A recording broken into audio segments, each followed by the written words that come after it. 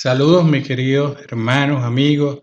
Qué placer estar nuevamente en este espacio con todos ustedes. Le doy gracias al Señor por la oportunidad que me da de compartir su maravillosa palabra con cada uno de ustedes. Estamos hoy de nuevo en la serie de estudios que empezamos varias semanas atrás. Hoy llegamos al final de esta serie de estudios sobre la resurrección. De nuevo los invito a que se suscriban. Esta es la dirección de nuestro canal de YouTube para que se suscriban y activen las notificaciones. Y si pueden, hacen un gran favor para todos, compartan el contenido para que así más personas puedan tener la posibilidad de recibir la palabra del Señor.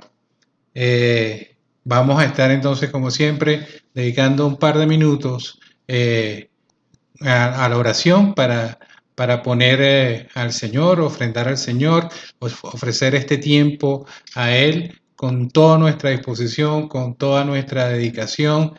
Vamos entonces a orar al Señor un minuto. Bendito Padre Celestial, Señor glorioso, te damos gracias, Señor, te reconocemos como nuestro único y suficiente Salvador, Señor. Eres el Rey de Reyes, el Señor de Señores, eres el principio, el fin, el alfa y el omega, Señor. No hay nada antes ni después de ti, Padre Santo. Padre, eres nuestra fortaleza, nuestra roca fuerte, nuestro pronto auxilio, Señor.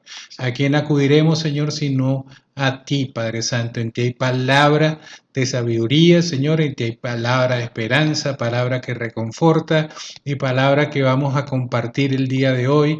Y te pedimos que seas tú, Señor amado, como siempre, el único dueño y que tengas el control absoluto de cada una de las cosas que vamos a compartir de tu maravillosa escritura, Padre de la gloria, que sea tu Espíritu Santo, Señor, tomando el tiempo, Señor, tomando todas las comunicaciones, Señor, echando fuera toda distracción que pueda haber en este tiempo para que seas tú y solo tú, Señor, el centro de toda nuestra atención, Padre de la gloria.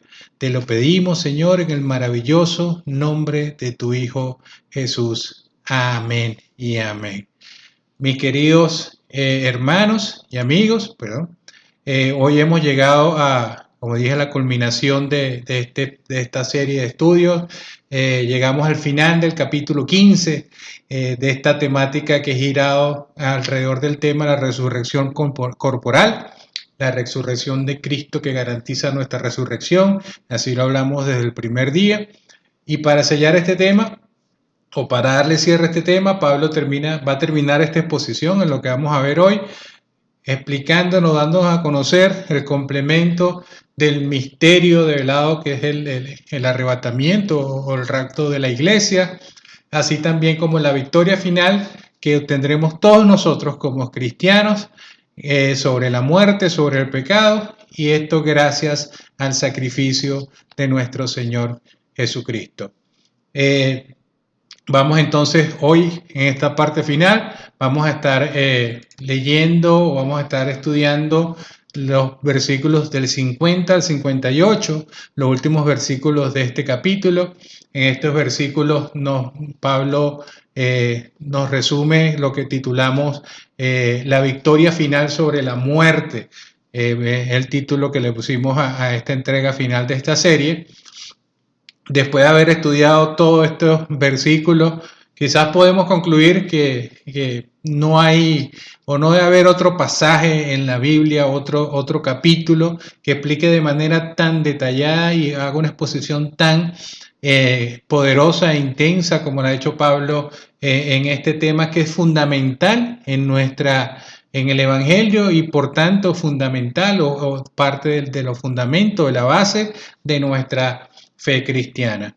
Vamos entonces a estar leyendo como siempre. Les pido que tengan a la mano su Biblia para que puedan acompañar en la lectura, en el estudio, tengan su cuaderno, anoten donde les guste, donde prefieran, donde quieran, para que tengan la posibilidad ir a recurrir cuando quieran, volver y repasar, estudiar como los debería, como dice la palabra. Verificar todo lo que aquí vamos a compartir. Vamos a compartir entonces, vamos a leer todo el pasaje y luego, como siempre, iremos versículo a versículo por cada una de las partes de este pasaje hasta llegar a la maravillosa conclusión y final de este capítulo. Me permiten, les voy a compartir acá los versículos. Vamos a leer desde el 50 al 58 en el nombre del Señor. La palabra dice de la siguiente manera. Versículo 50. Y esto digo, hermanos, que la carne y la sangre no pueden heredar el reino de Dios, ni lo que se corrompe hereda lo incorruptible. He aquí os digo un misterio, no todos dormiremos, pero todos seremos transformados. En un momento, en un abrir y cerrar de ojos, a la trompeta final, pues la trompeta sonará y los muertos resucitarán incorruptibles y nosotros seremos transformados, porque es necesario que esto corruptible se vista de incorrupción y esto mortal se vista de inmortalidad. 54. Pero cuando esto corruptible se haya vestido de incorrupción y esto mortal se haya vestido de inmortalidad, entonces se cumplirá la palabra que está escrita: devorada ha sido la muerte en victoria. ¿Dónde está, oh muerte, tu victoria? ¿Dónde, oh sepulcro, tu aguijón? El aguijón de la muerte es el pecado y el poder del pecado es la ley. Pero a Dios gracias, que nos da la victoria por medio de nuestro Señor Jesucristo. Por tanto, mis amados hermanos, estad firmes, constantes, abundando siempre en la obra del Señor, sabiendo que vuestro trabajo en el Señor no es en vano. Dios añada bendición a su palabra. Vamos a empezar entonces con el estudio de este maravilloso pasaje, iniciando con la primera parte que hemos subtitulado El misterio proclamado, que va a comprender de los versículos 50 al 53. Dice el versículo 50: y esto digo, hermanos, que la carne y la sangre no pueden heredar el reino de Dios, ni lo que se corrompe hereda lo incorruptible. Lo primero que vemos de este versículo es a quién Pablo está dirigiendo en general todo este capítulo, pero esta parte, ¿a quién se está dirigiendo? Dice, está dirigiéndose al creyente, a usted y a mí. ¿Y cómo sabemos esto? Porque empieza diciendo, esto lo digo utilizando el término hermanos, que significa el concepto amplio, hermanos y hermanas, tanto hombres como mujeres, todos aquellos que forman parte en ese tiempo, en ese momento, la iglesia de Corintios, en general a todos nosotros que nos hemos convertido y hemos reconocido a Jesús, a Yeshua, a Mashiach, como nuestro único y suficiente Salvador. Luego nos dice Pablo, a ustedes hermanos les digo, que ni carne ni sangre pueden heredar el reino de Dios. Carne y sangre, cuando habla aquí carne y sangre, se refiere específicamente a los cuerpos que tenemos hoy en día, estos cuerpos que heredamos del primer Adán, este cuerpo físico que es carne y sangre. En la Biblia, el término o la palabra carne también suele usarse en otros pasajes, pero con una connotación más hacia el aspecto moral, por decirlo de alguna forma. Podemos encontrar con, por ejemplo, cuando dice la carne es débil, eso se refiere al aspecto moral, pero siempre que esté en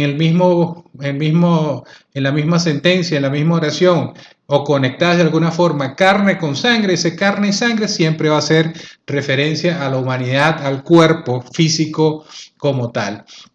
Entonces nos dice que en este vestido, en carne y sangre, en esta forma no podemos heredar el reino celestial con los cuerpos que tenemos actualmente. Entonces le preguntamos, bueno, ya en el capítulo anterior, o mejor dicho, en el pasaje anterior, ya Pablo nos había dicho qué forma, cómo era ese cuerpo resucitado, cuál era la forma de ese cuerpo resucitado, el prototipo, la descendencia, de dónde proviene, quién es el origen. Pablo nos explicó muy completamente cómo era el cuerpo. Ahora nos dice que tenemos que tener ese cuerpo, que en nuestro cuerpo natural no podemos heredar el reino. Entonces, bueno, Pablo, ¿cómo hacemos para tener ese cuerpo que sí podemos entrar? Entonces Pablo nos dice que es necesario que los muertos resuciten con un nuevo cuerpo completamente nuevo, incorruptible, inmortal y preparado para estar delante de la presencia del Señor por toda la eternidad. Ese es el cuerpo glorificado que es el que nos va a poder permitir convivir en el reino por la eternidad. Para que este cuerpo sea glorificado, entonces, para que podamos, como dice, vestirnos con ese cuerpo, quitarnos el viejo hombre y convertirnos en el cuerpo celestial, que es el cuerpo a la imagen de Cristo resucitado, es necesario que este cuerpo muera, como vimos también en el pasaje anterior, aquí lo está ratificando Pablo, y que sea transformado. Entonces, ¿qué implica esta transformación?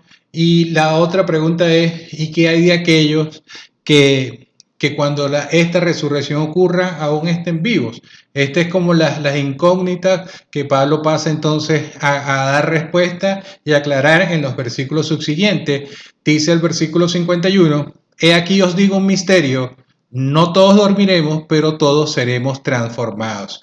Aquí el apóstol Pablo hace una referencia específica al gran evento y maravilloso, nuestra bendita esperanza, que es el evento del arrebatamiento de la iglesia, cuando el Señor Jesucristo venga por su iglesia. En ese momento seremos como transformados, dice acá. Algo que dice, empieza Pablo diciendo que nos dice, he aquí os digo un misterio. Es importante saber que la connotación aquí de misterio no es quizás la que muchos usan, pues quizás predicadores que suelen decir, esto es un misterio, este es un misterio glorioso, lo usan como como un ardid para llamar la atención, como que todo es un misterio ahí, capta la atención que la naturaleza humana curiosa del ser humano suele estar atraído hacia eso.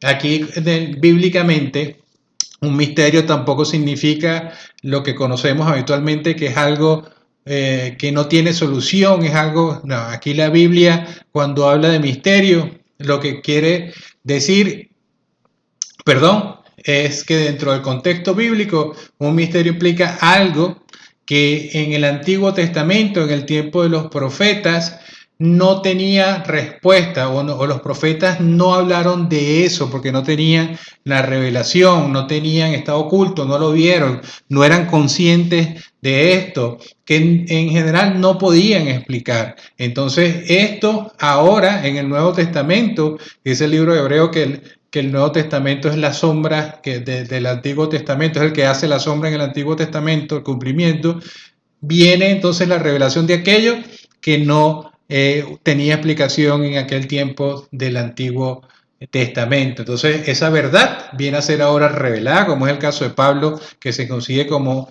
alguien que en sus palabras, en sus cartas, reveló muchos misterios. Es algo que ocurre entonces por los escritores como Pablo en el Nuevo, y ocurre generalmente en el Nuevo Pacto, como siempre, todo lo escrito en el Nuevo Pacto por hombres como Pablo, Pedro o cualquiera de los apóstoles, Lucas, todo está inspirado por el Señor. Toda escritura es inspirada por el Espíritu Santo. Entonces, esto es lo que nos dice Pablo que va a revelar, pero en general estas revelaciones de misterio no empiezan en el Nuevo Testamento con Pablo. De hecho, el mismo Jesús es el que hace la primera introducción a explicar, por llamar de alguna forma, los misterios que estaban ahí todavía pendientes. De hecho, en el primer evangelio, el primero en el orden de la escritura de la Biblia, está en todos los evangelios, pero en el evangelio de Mateo, en el capítulo 13, en el versículo 11, mencionando a los discípulos, hablando con los discípulos, Jesús, parafraseando, les dice, a ustedes se les ha concedido conocer los misterios del reino. O sea que el Señor Jesús fue el primero que introdujo la revelación de los misterios, ahí explicando muchísimas de esas veces con parábolas. Luego en la construcción original de este versículo, en el griego, la revelación de este misterio que Pablo pasa a explicar se usa como una especie de comparación. En el griego significa como una comparación entre dos cosas que son diferentes entre sí, pero que también tienen algún tipo de conexión entre ellas. Es como lo que solemos nosotros hoy en día en el castellano decir, por un lado tenemos esto y por otro lado tenemos lo otro. Por un lado esto y por otro lado lo otro. Son dos cosas diferentes, pero tienen una línea que las conecta entre sí. Y esta comparación o la revelación del misterio que dice Pablo acá, dice, no todos dormiremos, pero todos seremos transformados. Por un lado dice, no todos dormiremos por un lado, pero todos seremos transformados. Ese es el misterio que Pablo habla con respecto específicamente al evento de la venida del Señor y el arrebatamiento, donde nos dice, cuando dice no todos dormiremos, generalmente podemos tomarlo como un eufemismo, que para decir que no todos moriremos, eso es lo que quiere decir, no todos moriremos, pero sí todos seremos cambiados, sí todos seremos transformados. Ahí está la respuesta a la pregunta, ¿qué pasa con los que están vivos? ¿Qué es lo que pasa primero con el cuerpo? Será transformado. ¿Y qué pasa con los que estén vivos? Entonces, no todos dormirán, pero sí todos, vivos y muertos, seremos transformados para el momento del arrebatamiento. Ahí está la respuesta. Y esta transformación del cuerpo al cuerpo glorificado no es un proceso como proceso quizás de, o sea, cualquier proceso que tarda la conversión del cuerpo va a ir generándose, no. Esto no es un proceso dilatado en el tiempo, es un proceso que es sumamente rápido. ¿Cómo lo sabemos? Veamos al versículo 52, la primera parte que nos dice, en un momento, ¿cuándo va a ser esto? En un momento, en un abrir y cerrar de ojos, a la trompeta final, pues la trompeta sonará y los muertos resucitarán incorruptibles y nosotros seremos transformados. Pablo dice, nosotros seremos transformados porque Pablo, como también vamos a ver y como vimos también en el pasaje de Tesalonicenses, Pablo de alguna forma como que asumía que para el momento de la venida del Señor, él iba a ser uno de los que estuviese aún de pie, estuviese vivo. Pero esto nada más para entender el contexto. Entonces, dice, ¿cuándo va a ocurrir esta transformación? Dice, en un momento comienza el versículo. La palabra griega que se traduce como momento es la palabra átomos. Y átomos significa la fracción más pequeña. O sea, viene el sentido atómico que conocemos hoy. La fracción más pequeña, la partícula más pequeña que se conoce, la parte más diminuta que no se puede dividir nada más después de ahí, eso es lo que se conoce como átomo y eso es lo que nos quiere dar nos quiere explicar Pablo acá en un átomo, o sea, en un momento en un átomo, o sea, en la fracción de tiempo más pequeña que existe. Después dice una analogía que dice en un abrir y cerrar de ojos. Esta analogía en un abrir y cerrar de ojos no es lo que conocemos nosotros, porque primero que nos viene a la mente es un parpadeo, pero ahí no se refiere a un parpadeo.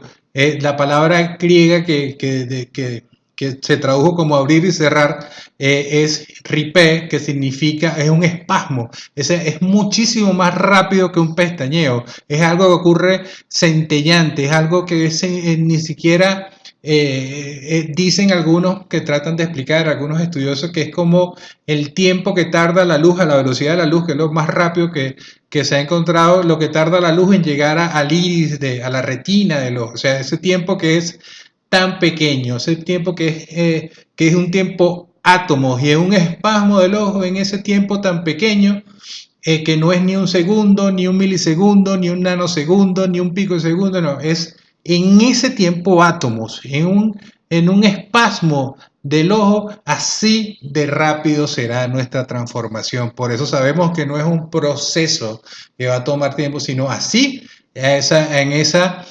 ilustración que nos da Pablo de la velocidad, de la rapidez con que ocurrirá esta transformación, así de rápido va a ser. Más rápido, como dice mi pueblo, más rápido que la luz de la nevera que usted la abre y ya está prendida. Entonces, ahora, ¿cuándo esta transformación rápida, cuándo sucede?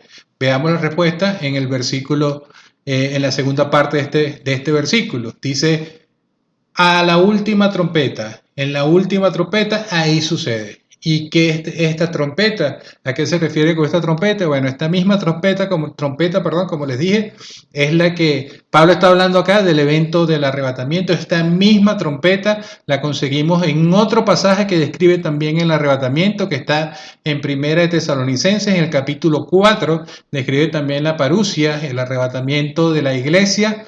Esta carta a los tesalonicenses fue escrita aproximadamente unos 4, 5, quizás 6 años antes, de la carta a los Corintios. En esa carta a los tesalonicenses, lo que Pablo introduce el evento de la resurrección y el arrebatamiento, las inquietudes que Pablo dirimió en aquel momento con los tesalonicenses, era que ellos se entristecían porque no sabían el destino de las personas que morían. Ahí Pablo le dice: no se entristezcan, es un consejo para todos, no se entristezcan como aquellos que no tienen esperanza. Entonces empieza a escribir cuál es nuestra esperanza. La esperanza es que Cristo regresa, que Cristo viene por su iglesia, que Cristo viene por nosotros. Y en aquel momento les explica, vamos a ver ese versículo 16 del capítulo 4 de Tesalonicenses, donde se encuentra también esta trompeta que Pablo dice acá, que es cuando ocurrirá transformación.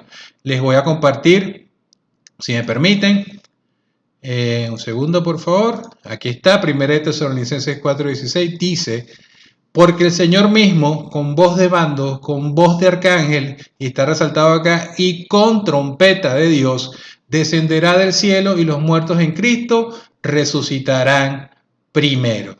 Esta es la trompeta que Pablo se refiere, a la trompeta del evento del arrebatamiento. Es la trompeta que sonará en ese momento, en el momento del regreso del Señor, cuando el Señor venga con sus santos ángeles en llama de fuego, en muchas descripciones, en poder y gloria. En ese momento sonará la trompeta, y esa trompeta va a disparar este maravilloso evento que Pablo describe como nuestra bendita y gloriosa esperanza. Y esta trompeta, dice, sonará la última trompeta, a la final trompeta, como dicen estos versículos. No se refiere a la última trompeta que suene en la Biblia, no se refiere al último sonido de trompeta. La palabra original en el griego que traduce como última es la palabra escatos. Es la misma palabra que tiene la raíz de escatología. La palabra escato significa postrer, postrero, último, el estado final, el final de los tiempos. Y de hecho escatología, que es escato, que significa todo esto, y logía, que significa el estudio de. Escatología es el estudio de los tiempos finales, creo que eso lo hablamos en una de las primeras semanas. La escatología es la que estudia todos estos eventos finales del tiempo. Entonces esa trompeta es la trompeta escatos. Entonces hay una trompeta que no es la última trompeta, sino es la trompeta del tiempo postrero, es la trompeta del tiempo final. Entonces quiere decir que hay una trompeta que fue designada específicamente para ese evento, para el fin de los tiempos, para arrebatamiento. Al sonar esa trompeta va a ser la señal para que los muertos resuciten. En ese momento los muertos serán llamados a salir de las tumbas y serán levantados. Así como fue levantado Jesucristo por el Señor, se le atribuye, como ya vimos, al Señor el hecho de su poder de levantar a Cristo, a su Hijo de los muertos. Así también su Hijo levantará a los muertos, serán resucitados. ¿Cuándo ocurre esto? Al sonido de la final trompeta, esto fue lento, en un parpadeo, en un espasmo del ojo, en un átomo de tiempo, seremos levantados. Y esto tendrá lugar, es algo glorioso que tendrá lugar en ese evento, y debe ocurrir de esa manera.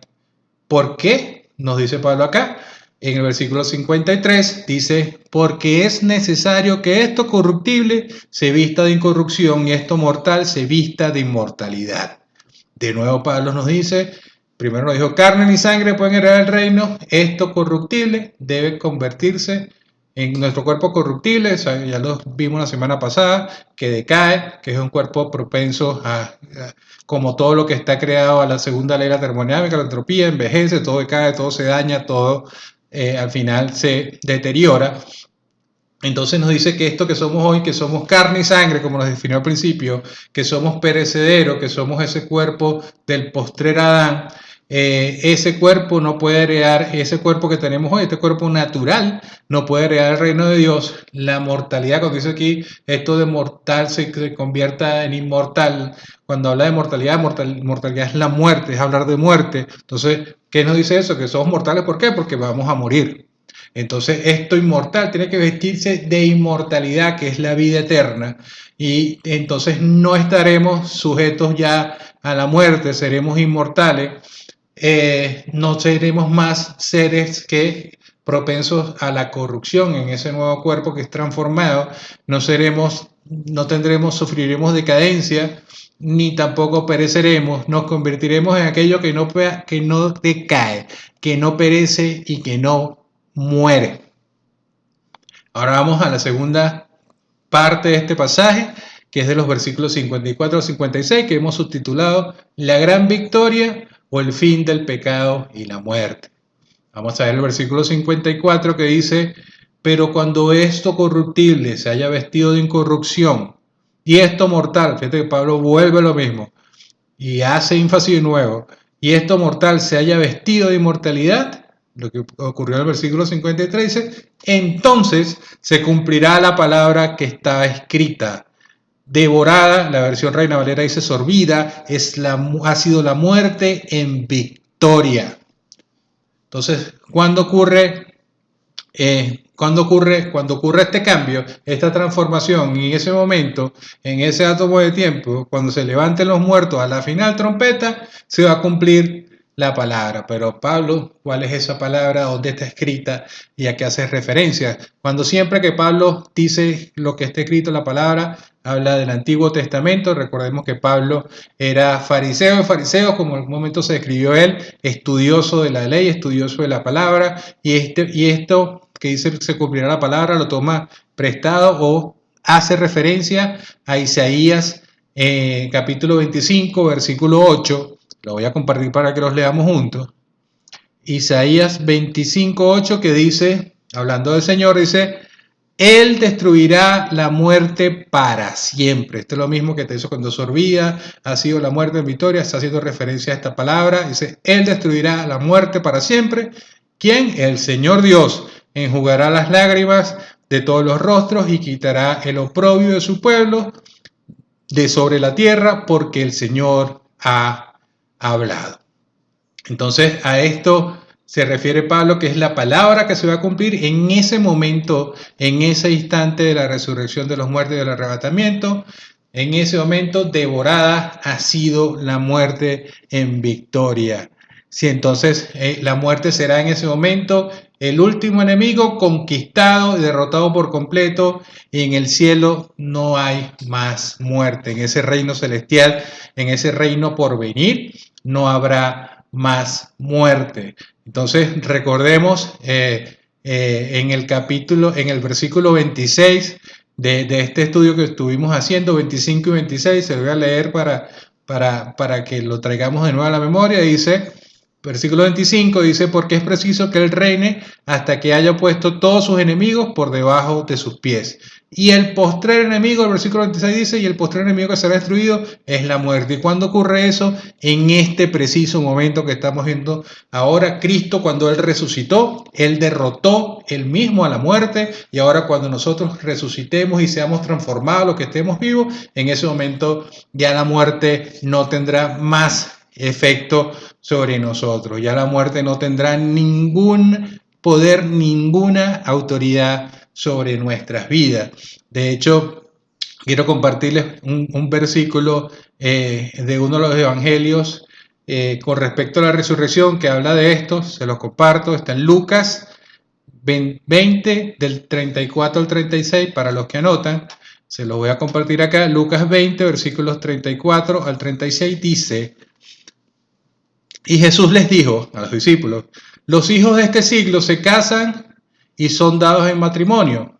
35, pero los que son tenidos por dignos de alcanzar aquel siglo, o sea, los que serán arrebatados, y la resurrección, los que resucitarán de los muertos, ni se casan ni son dados en matrimonio, dice el versículo 36 que está resaltado acá, porque tampoco pueden ya morir. Los que heredemos el siglo venidero, los que heredemos el reino, ya no pueden ya morir, pues son como los ángeles, dice acá, y son hijos de Dios, siendo hijos de ¿qué? Hijos de la resurrección. Qué maravillosa la palabra del Señor. Entonces, en el cielo, en ese tiempo, en ese momento, ya no habrá más muerte. Dice la palabra acá, cuando dice Jesús acá, los hijos de este siglo y en los hijos del siglo venidero. Cuando habla de este siglo y el siglo venidero, es en la que llaman la escatología del Nuevo Testamento. Estas expresiones que son utilizadas numerosas veces por el Señor Jesús resumen la escatología, el tiempo total.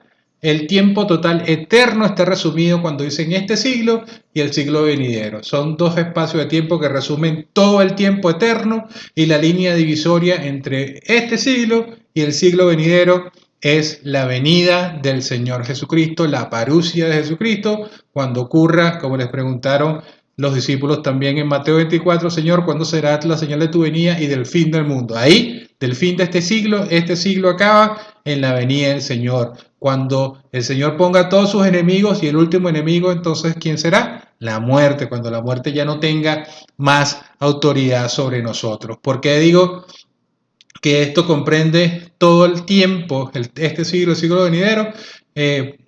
Ponemos un ejemplo, cuando se habla de la blasfemia del Espíritu Santo, que es el único pecado que dice que no será perdonado. En Mateo 12:32, Mateo dice que ese pecado no será perdonado, la blasfemia del Espíritu Santo, ni en este siglo ni en el siglo venidero. Esa misma expresión la vemos en el Evangelio de Marcos, Marcos 3:29, diciendo que la blasfemia del Espíritu Santo no será perdonada jamás. Entonces, este siglo, el siglo venidero, es jamás, todo el tiempo, o sea, todo el espacio comprende este siglo y el siglo venidero. Entonces nos dice que este cuerpo no podrá entonces heredar el reino, o sea, que no podrá existir, no habrá nadie en cuerpo humano, en cuerpo como estamos hoy en carne y sangre, que esté, como dice Jesús acá, que sea digno de heredar en el siglo venidero el reino. O sea, no habrá convivencia de humanos como estamos ahorita, cuerpos naturales con cuerpos celestiales. Y al final del versículo, entonces dice Pablo, este versículo 53, dice al final, dice, habla de victoria y habla de muerte. La victoria es sorbida o devorada, ha sido la muerte en victoria. La muerte en victoria hace un contraste allá de la muerte y de la victoria como los dos finales posibles. Recuerden que la palabra dice en Juan capítulo 5, versículo 28-29, si mal no recuerdo, disculpen lo inexacto, y en Daniel 12:2 dice que todos los que estén muertos oirán la voz del Señor y serán levantados. Unos serán levantados para condenación y otros para herencia y recompensa del reino y de la eternidad junto al Padre. O sea, todos serán levantados y serán juicios. En ese juicio habrá recompensa para los creyentes, las coronas que hemos hablado, y habrá condenación eterna. O sea, si hay alguna duda sobre que hay vida después de la vida, hay una eternidad, pero esa eternidad tiene dos posibles caminos. Y es por eso que nos estamos llamados a llevar el Evangelio, esta palabra, esta verdad de la resurrección, para convencer, no nosotros, la palabra y el Espíritu Santo, a todo el que la escucha, de la verdad del Señor, de la verdad que hay obvia, que el momento que todos se levanten de la tumba, cuando venga el Señor, unos tendrán un destino y otros tendremos el destino de la gloria, que es el que Pablo le explica acá a los corintios como creyentes. Entonces, cada uno de los individuos experimentarán esto. Todos, dice la palabra en Santiago, es necesario que muramos una sola vez y después de esos juicios. Una sola vez hay muerte y después de esa muerte ya no hay más oportunidad de arrepentimiento, ya no hay más oportunidad de conversión.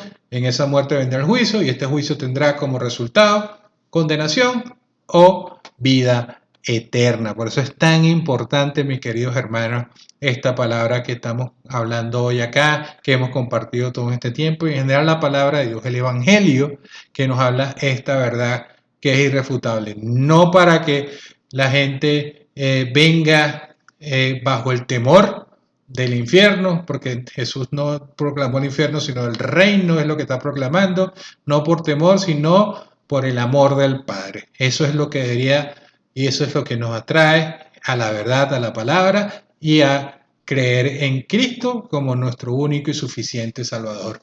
Luego el versículo 55 dice: ¿dónde está, oh muerte, tu victoria? ¿Dónde, oh sepulcro, tu aguijón? Entonces esta muerte que ha sido derrotada para siempre es exhibida aquí por Pablo en su relato de una manera, si se quiere, sarcástica. Pues se aborda eso es dónde está, o muerte, es como una manera sarcástica, y se aborda entonces con él, le dice dónde está tu aguijón. La palabra que está aquí como sepulcro en el original también es muerte, dice dónde está, oh muerte, tu aguijón. Entonces se aborda bajo la figura, bajo la ilustración o la analogía de un insecto armado con un aguijón su picadura es venenosa y letal.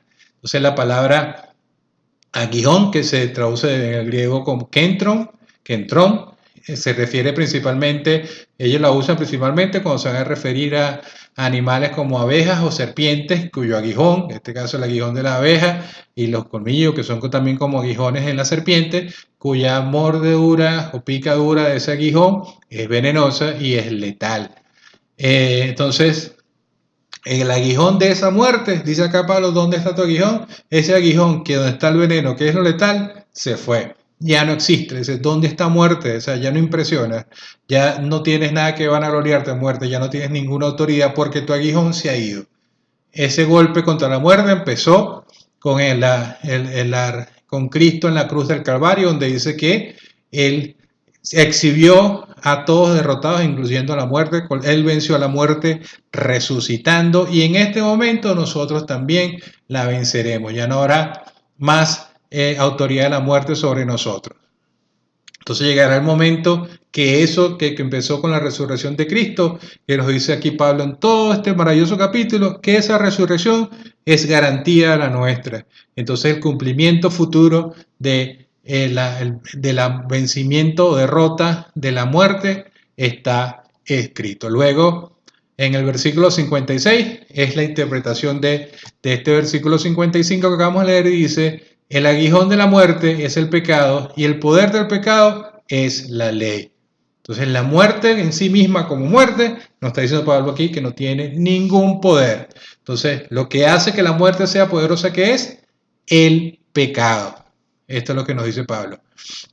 Entonces el pecado es el aguijón de la muerte, es como decir el aguijón de la abeja, es como decir el colmillo de la serpiente. Eso es el pecado. Eso es lo que le da entonces poder y autoridad a la muerte. Entonces la muerte misma no tiene, en sí misma no tiene ese poder, y el único poder que puede tener entonces la muerte sobre hoy, sobre nosotros en general, es cuando asiste, no hay una conversión, no hay un perdón de pecados. Entonces en ese escenario, como es el escenario de todas las que están hoy inconversos, que son de la impiedad, que no reconocen o inclusive hasta rechazan este sacrificio de la cruz, la muerte sobre esa persona cuya naturaleza es el pecado. O sea, no pecan porque ellos lo planifican, sino porque es su naturaleza. Es su naturaleza, y lo hacen de manera así porque es natural, involuntaria quizás, sin la conciencia, porque son hijos del diablo, porque todo el que no es hijo de Dios es hijo del diablo. Eso lo hemos dicho numerosas veces. No hay tintas medias acá. Entonces ese que tiene esa naturaleza pecadora, sobre esa persona, como es hijo del pecado, la muerte tiene poder y autoridad, y va a tener poder y autoridad sobre ellos. Entonces, si no hay un pecado, o si hay un pecado no perdonado en tu vida, tienes que entonces proceder, como dice la palabra, al arrepentimiento y a la confesión del pecado. Y Dios, que es fiel y es bueno, Él perdonará. Como vimos antes, solamente un pecado no es perdonado, y es la blasfemia del Espíritu Santo, pero eso ya es tema quizás de otra predicación. Pero todos nuestros pecados, llámelo como lo quieran llamar, más grande, más pequeño, no lo hay. Para Dios es pecado y punto. Y todo lo que vengamos a Dios con arrepentimiento y lo confesemos, Él es fiel y justo para perdonarnos. Entonces la muerte será eternamente mortal mientras exista el pecado, pero ese mismo pecado es vencido en ese momento de la derrota de la muerte. Entonces dice, el aguijón de la muerte es el pecado y el poder del pecado es la ley. Es como si fuese una cosa concatenada contra otra. La muerte, el poder de la muerte es su aguijón y el aguijón y el poder de ese aguijón es, del poder de ese pecado es la ley. Como si el veneno de la muerte entonces es la ley. ¿Por qué dice la ley? Esto yo creo que, o sea, un versículo por acá que les voy a compartir, creo que resume perfectamente esto. La ley es el estándar con que Dios nos revela que somos pecadores. Yo les hago a los discípulos que en el discipulado 1, cuando les comparto, cuando hablamos de la ley es la Torá, los mandamientos, creo que son 612 mandamientos que hay en la Torá, que es el Antiguo Testamento, los mandamientos original que están a través de todo, principalmente en los libros de Éxodo, Levítico, Deuteronomio, pura ley, leyes que pone el Señor. Esas leyes lo que vienen es a poner en evidencia el pecado. Yo les decía que a los discípulos les digo que es como si tuviésemos una autopista, si no tiene ninguna señalación, si usted va a 100 kilómetros por hora o a 300 o 80, no dice nada. Pero si hay un letrero ahí que dice que es la ley, velocidad máxima, 80 kilómetros por hora, usted va a 81 kilómetros por hora, a partir de ese momento usted está transgrediendo la ley. Entonces, ¿qué pasa? ¿Qué evidencia la ley? Estás pecando, en este caso, valga la comparación. Vamos a leer entonces Romanos, capítulo 7, versículo 8, se los voy a compartir para leerlo juntos. Romanos, capítulo 7, versículo 8, perdón. Dice Pablo, hablando en este momento, y estaba haciendo un discernimiento sobre la codicia. Dice, pero el pecado usó ese mandamiento para despertar toda clase de deseos codiciosos dentro de mí. Y lo que está después, que está resaltado, dice, si no existiera la ley, dice Pablo, el pecado no tendría ese poder. ¿Por qué? Porque la ley lo que viene es a mostrarnos, a develar el pecado en nuestras vidas. Entonces, el pecado está definido por la ley, es como que, y la ley es esa marca que te dice cuando lo transgredes y cuando conviertes. Entonces, cuando no cumples la ley, sale el pecado, y ese pecado es entonces, la ley es la que le da el veneno al aguijón, y el aguijón es el poder y la autoridad de la muerte, y eso es el pecado. Entonces, cualquier pecado, por más pequeño que sea, mientras no nos arrepintamos y no acudamos el perdón del Padre, esa muerte entonces, mientras existe el pecado, tiene el poder y autoridad sobre nosotros. Y te golpeará, eso sí, te va a picar, y cuando te pique es con ese poder eterno para matar. Ahora llegamos a la parte, pasamos de la transformación y este gran triunfo al versículo 57, que es un versículo que subtitulamos Acción de Gracia. El versículo 57 dice, pero a Dios gracias porque que nos da la victoria por medio de nuestro Señor Jesucristo. Gracias. Una acción de gracia, ¿a quién? A nuestro Señor Jesucristo. No es una acción de gracia a un sistema religioso determinado, no es una acción de gracia a una denominación, a bautista, pentecostés, no. Es gracias a quién? Gracias a la única y gloriosa persona de Yeshua, Hamashiach, del Señor Jesucristo, quien es el que nos da la victoria. Él es el que nos da la victoria. Él es el que nos da su justicia. Él es el que en su sacrificio en la cruz venció. Aquel que no conoció pecado fue hecho pecado por nosotros. Él llevó el castigo, o sea, el castigo sobre su cuerpo, el castigo que nos correspondía a nosotros, Él lo llevó en su cuerpo. Y entonces Él nos dio ¿qué? Su bendición y su victoria a nosotros. Gracias al Señor Jesús que nos dio la victoria. Es ese mismo Jesús que hoy la sociedad de alguna manera se burla, hemos visto y hasta lo desprecia, hemos visto en muchas manifestaciones, como en las manifestaciones del orgullo homosexual, donde hacen parodias, donde hacen burlas, y muchos también que se dicen ateos, no ateos, de otras religiones que desprecian y se burlan también de Jesús. Pero a ese Jesús quien nos libertó del pecado, ese Jesús el único, a diferencia de todos los que creen en cualquier otra religión, que ha podido regresar de la muerte. Es el único que tiene poder sobre la muerte, que la venció. Ese es el único Jesús que hoy le damos gracias. Tomemos este instante para agradecer, como siempre debemos hacer, a nuestro Señor Jesús.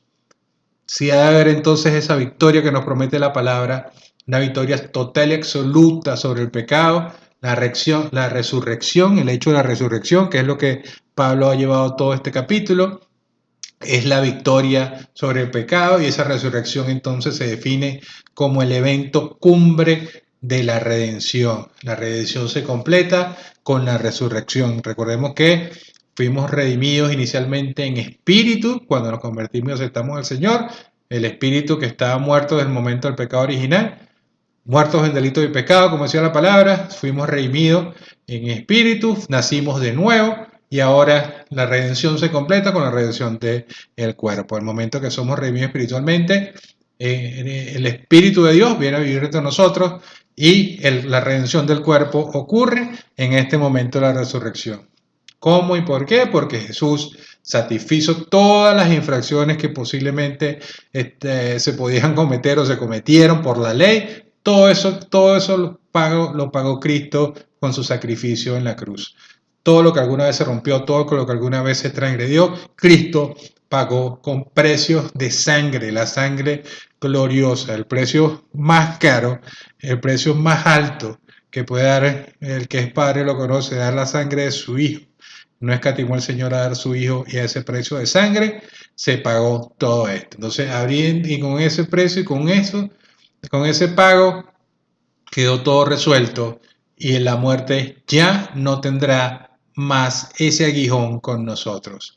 Y para finalizar, una exhortación final que nos hace Pablo en el versículo 58. Nos dice: por tanto, mis amados hermanos, estad firmes, constantes, abundando siempre en la obra del Señor, sabiendo que vuestro trabajo en el Señor no es en vano.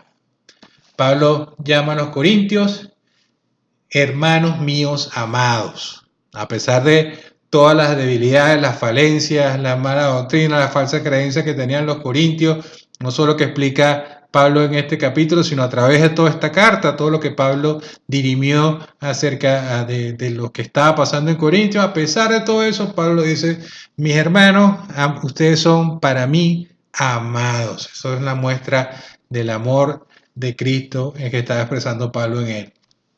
Dice: mis hermanos amados, a ustedes les digo, como dijo también en alguna parte de este capítulo, el que pasó vicisitudes las mil y una, todas las complicaciones que tuvo durante su vida por el evangelio, por llevar la palabra. Dice, él reconoce que entonces que el ser cristiano puede ser algo difícil. ¿No que puede ser? Va a ser ciertamente difícil. Si algo tenemos ganado nosotros al reconocer a Cristo, cuando dice toma tu cruz y sígueme, es que vamos a ser perseguidos, que vamos a ser acosados, porque el enemigo se va a levantar contra nosotros.